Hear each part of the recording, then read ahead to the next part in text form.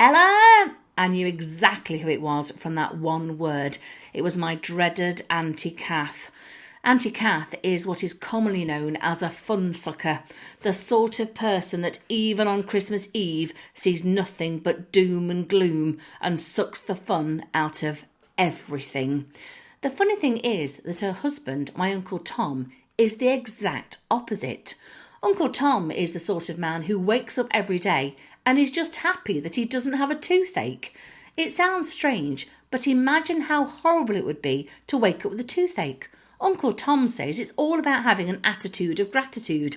Uncle Tom is also one of those lovely guys who does nice things for other people all the time. In fact, every year he dresses up as Santa Claus and rides through Nottingham Christmas Parade, giving out gifts and raising money for charity. So although my heart sank when Auntie Kath said she needed me and my sister Belle to go over immediately, we were more than happy to, because apparently Uncle Tom had a problem. We did wonder what on earth the problem could be, especially when she said, "And bring all the dogs." Chapter 2. For those of you who don't know, I have 2 cats, 7 dogs and a gorilla in my back garden. My grandma owns an accidental giraffe with her friends, and recently I acquired a pet mouse called Red Whisker. So called because, well, he's got a red whisker. Yep, we love animals at our house. Usually my Auntie Kath is not a fan of all our animals. She thinks that they are stinky, vile creatures and likes to tell us stories about how she read about a woman who got eaten to death by her pets. Yup, Auntie Kath really is a mood hoover. So the fact she'd specifically requested us to come over with our dogs was really curious. She hadn't gone completely balmy though, because she ended the phone call by saying, "Just the dogs, mind, none of those rotten cats or that ridiculous giraffe." Chapter 3. My mother Pamela and my sister Belle are both super nosy. They try to make out that they've just got a healthy curiosity in things, but I still think they're just nosy. It was hardly any surprise, therefore, that this curious request from my Auntie Kath put their nosiness into overdrive. As I tried to round up the dogs ready to take to Auntie Kath's house, Mum and Belle sat making crazy lists about all the things it could be about. Their top 5 favourites being: Number 1, she's trying to pretend she's an animal lover to the neighbours. Number 2, she's lost a bet with Uncle Tom and this is her forfeit. Number 3, her heating is broken and she needs Snuggles to keep her warm. Number 4, her freezer has broken and she needs the dogs to eat the food because she hasn't got room in her bin. Number 5, she's bought a really expensive antique and wants the dogs to guard it while she goes to the shops. Ugh, who knows? I guess we'll find out when we get there. Chapter 4. Walking 7 dogs on leads never gets any easier, even when there are 2 of you. In their excitement, they tend to get themselves tangled up and we end up looking like we are doing ribbon gymnastics. I once tried getting a special belt that I could hook the leads onto, but when Cyril No saw a squirrel and decided to chase it up a tree, we all ended up hanging from various branches. It looked like a Christmas tree of dogs, and I was the fairy. So even though the walk to Auntie Kath's wasn't that long, it was quite traumatic.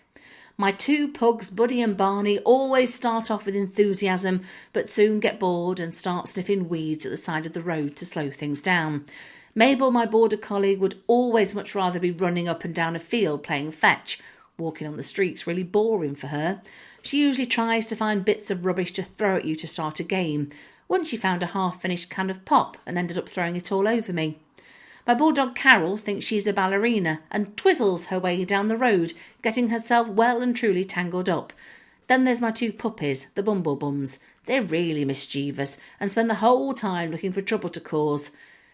It perhaps wasn't a good start, therefore, that by the time we arrived at Auntie Kath's, the Bumblebums broke one of Auntie Kath's many decorative teapots. "It's okay," she said sweetly. "I've 4,000 more." Yep, she has a lot of teapots, and despite that, something was strange. What on earth did Auntie Kath want? Chapter 5. As well as being a fun sucker, Auntie Kath is the sort of person who, as my grandma would put it, likes the sound of her own voice. She says 10 words when 1 would do, my grandma says, and she's right. Myself and Belle sat there for nearly 4 whole hours before she finally told us what she wanted. And just to be clear, 4 whole hours is enough time to realise that she did indeed have 4,000 other teapots. I counted each and every single one of them, because it was more interesting than listening to her ramble on, telling gloomy stories about people with rotten toenails or angry swans taking over the park. Even the dogs fell asleep, which was a blessing, because I wasn't worried about them doing naughty things. Thinking we'd never get to the bottom of this mystery and that we should probably call home to tell them we'd be staying here for the next few days, Auntie Kath finally asked the question. I wasn't quite listening to the whole story, but basically there was apparently a national shortage of Christmas reindeers. So Auntie Kath wanted us to dress our dogs up and get them to pull Uncle Tom in the Christmas parade. Looking at her watch, she remarked, "Oh, crikey, I didn't realise you'd stay this long, otherwise I'd have offered you some milk and biscuits." She always said she would have offered us something, but she never did. "Oh, she'd skin a gnat for twopence," my grandma would say. I really didn't know what that meant, but I think it meant she was mean. As well as being mean, Auntie Kath also had a way of getting you agree to something without agreeing. So, if you get going now, you'll still get to Mrs. Peach's shop in time for go shopping for dog reindeer outfits. And with that, she pushed us out the door. Chapter 6. When Mrs. Peach and her late husband opened the shop over 90 years ago, everyone thought they were crazy.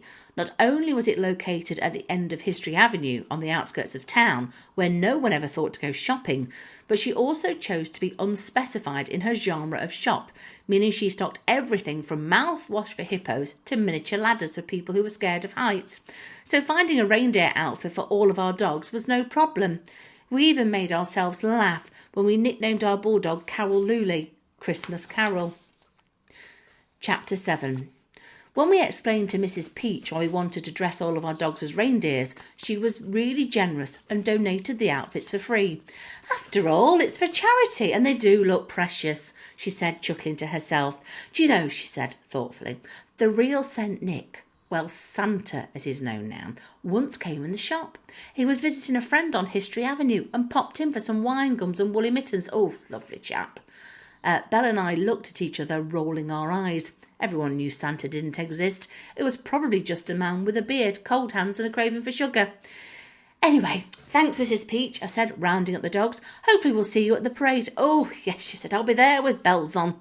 Usually you'd think that was something people say, but with Mrs. Peach, I reckon she'll actually be there with bells on. Chapter 8. All of our dogs, with the exception of Mabel the Border Collie, loathed dressing up. But because Mabel had been found living on the streets by my dad, she had gotten very battered and bruised, resulting in all her fur falling out. In order to keep her warm, we used to dress her up in special doggy clothes, and ever since she'd been a bit of a fashionista. So while all the other dogs were more than happy to take off their outfits and let us carry them home in bags, Mabel had insisted on staying dressed up. By the time we got home, she was the first to run into Mum and Dad and let the cat out of the bag. Well, the reindeer. "Oh, heck," Dad said, giggling to himself. "I bet I can guess what Auntie Kath wanted you for." "Yep, the dogs are going to dress up as reindeers and drag Uncle Tom through the Nottingham Christmas parade. Things you thought you'd never say." Chapter 9. While Dad sat laughing his head off, Mum started asking lots of practical questions. Questions we should have asked during those long 4 hours at Auntie Kath's. Question 1. What time did we need to be there? Question 2. Did the dogs have to arrive fully dressed, or was there a makeup and wardrobe department? Question 3. How would Uncle Tom manage all those dogs on his own? The last question was a very good question.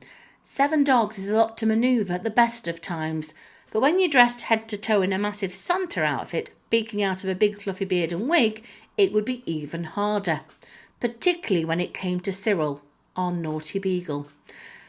I could imagine him taking his opportunity to cause all sorts of shenanigans and pulling poor old Uncle Tom all over the place. "There's just one thing for it," Mum said in a very commanding voice. "You'll both have to dress up as something Christmassy and make sure he's okay." I was about to argue my case when I turned around and saw Cyril No, with his head stuck in my bag. Chapter 10.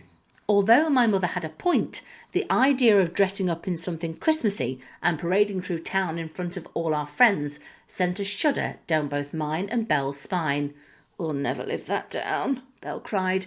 And she was right. We get teased by everyone forever. And if that wasn't bad enough, we were bound to get a new nickname from our bonkers teacher, Mr. Rowbottom. My friend Jess had been known for years as Blue Hat because she once turned up to swimming lessons with, well, a blue hat. You could imagine what we'd get called.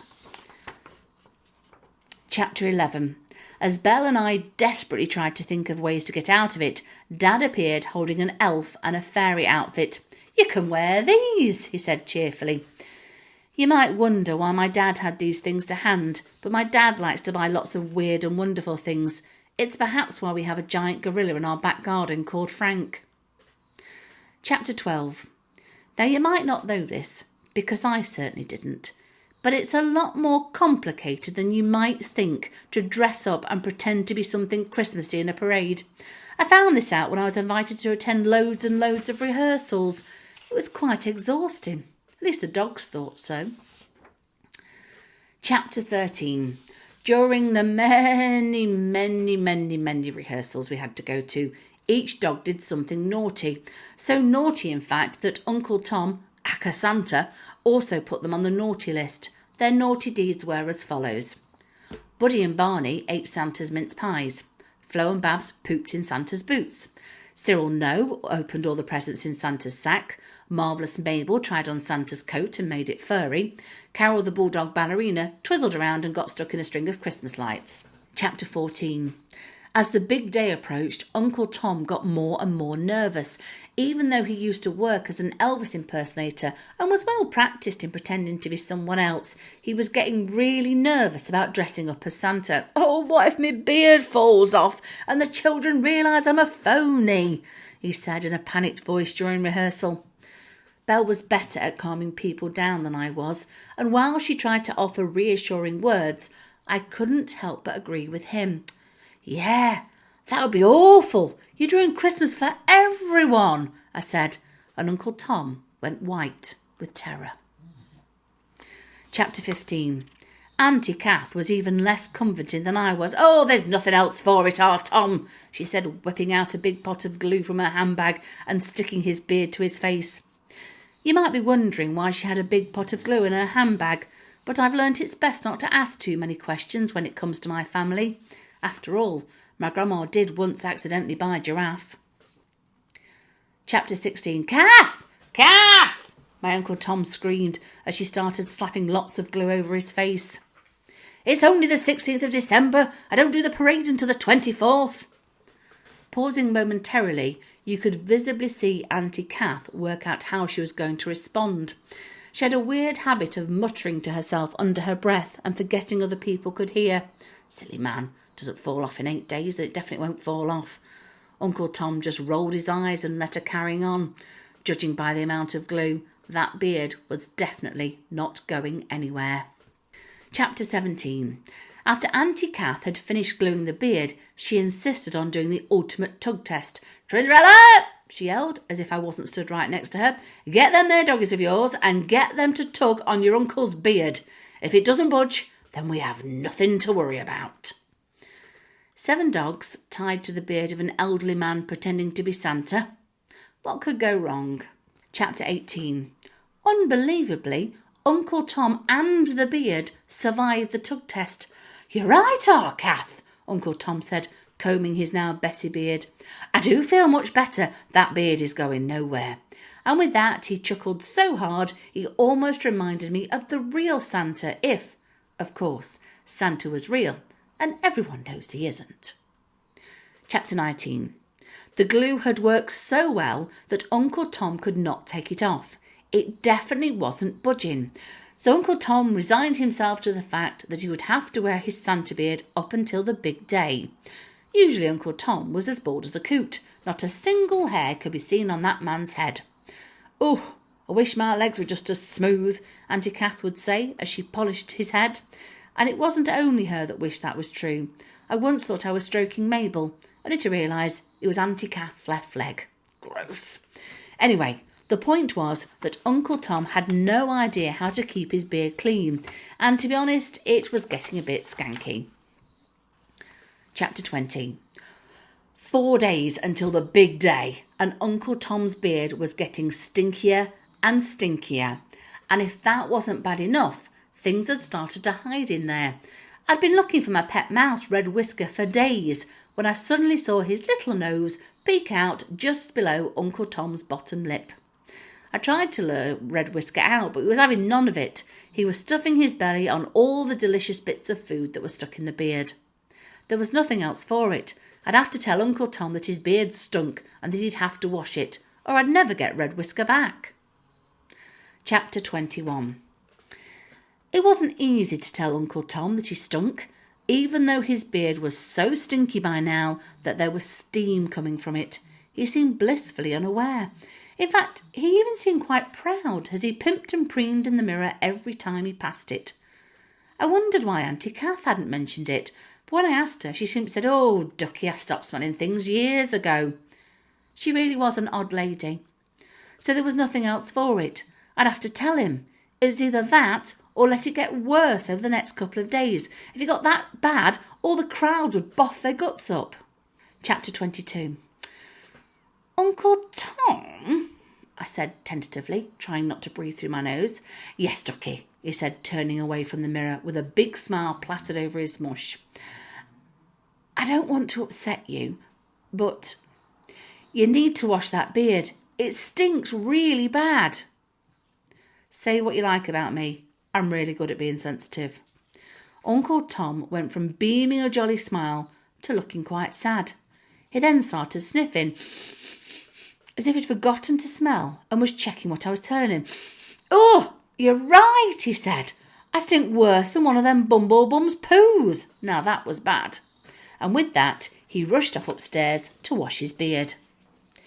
Chapter 23. "Oh my goodness!" I heard Uncle Tom scream, frantically running down the stairs. Assuming he'd found Red Whisker hiding, I remained in my seat, quite relaxed. That was until I saw him run in the room, Red Whisker on his shoulder, and no beard.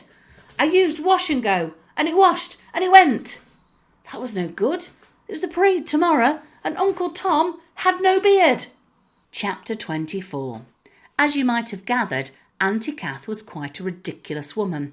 "Who says Santa has to have a beard anyway?" she said, straightening Uncle Tom's Santa suit and polishing his head. "No one will care," she continued. "I doubt they'll even notice."